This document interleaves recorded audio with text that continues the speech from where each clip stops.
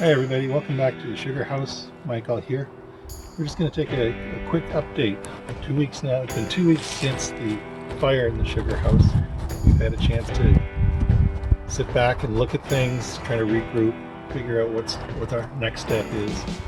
Huge shout out to fellow members of OMSPA who've really pitched in to help with the cleanup and with getting our sap turned into maple syrup.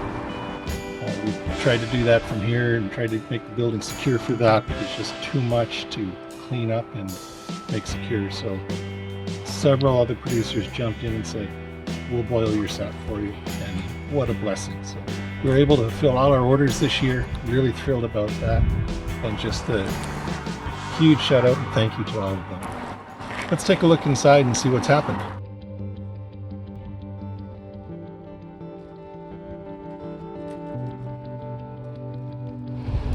It's a little dark in here right now. We had to shut the power off during the fire, of course, to keep everybody safe. And some of the wires did get burned.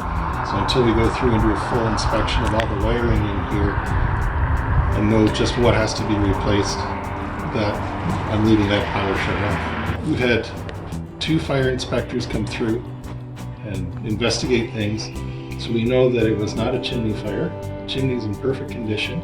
So our local fire chief, and his original investigation the morning of the fire, thought that there was a spark that had come out of the chimney and lodged against the side of the cupola. Our whole building has been sided with rough cut lumber, mainly for aesthetics, beauty, and also expense.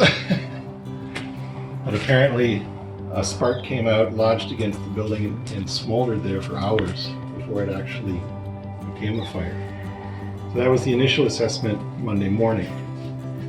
We also had another fire chief here who went up right away to investigate from up in the ceiling, up in the roof there line. And he said he's able to pinpoint within about 6 to 8 inches exactly where the fire started. So these 2 pieces were up on the cupola, on the side of the cupola. And we figured that the piece got lodged in the wood up on the cupola somewhere in this area. So this piece would have been facing the chimney at the top and the back of the cupola. He said based on the burn pattern, you can see where it's burned downward towards the roof and through the building, right through the wood, just by the charring pattern. So you can see the fire is more charred to the left of the chimney there, very little to the right. And the left side is where the fire began and worked its way down and through. All of the 2x4s and the roof plywood in that area had been covered or wrapped with a ceramic wool blanket.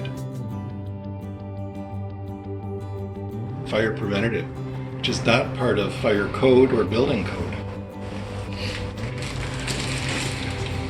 We have some new stuff here to replace. All the old stuff has been removed. It was compromised from all the water that the fire department used. So we had to remove all of that. Also to make sure to see where the charring was and replace parts that needed to be replaced. Comments from the fire department, the chiefs, even their team, all said if we didn't have fire wrap up there, the ceramic blanket, this likely would have been a total loss within minutes. Fire in this type of structure will often double in size every 2 minutes. So we could have easily lost everything had we not taken extra precautions. And I'm a big proponent of that. We will replace that for sure, and maybe even add a little bit more to it.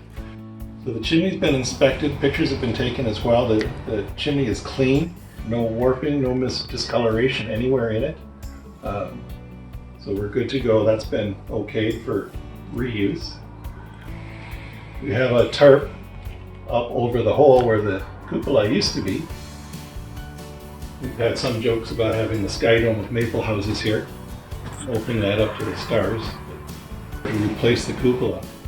It'll be a little bit smaller and will be encased in steel siding this time instead of the wood. So we are able to fulfill all of our orders this year, and a little bit extra for ourselves, of course, which is great. Love it in my coffee. And everybody will be pleased to know that we will be rebuilding later this summer and starting prep for next year. The last two questions we get asked most often are, was the building insured? And unfortunately, no, it was not insured. And the second question is, how can we help? And we really appreciate that. One of the things we're going to do is a fundraiser starting in May 1st through May 5th. We're going to have a silent auction online. It will be posted on our website. You'll be able to email bids on a special limited edition smoke infused maple syrup. So the inspiration for the smoke infused maple syrup came from the firefighters who were here and seeing all of the charcoal and everything that was in the syrup in the evaporator at the time. I do have to say that the syrup we will be auctioning off is food grade. It's not charcoal from the fire. And we thank you for all of your participation and your help and encouragement. That's most important. Thank you. You can email your bid into michaelmaplesyrup@gmail.com. All the instructions and everything will be on our website. There'll be a page set up for it. Bids will close on May 5th, and the top 10 bids will be awarded.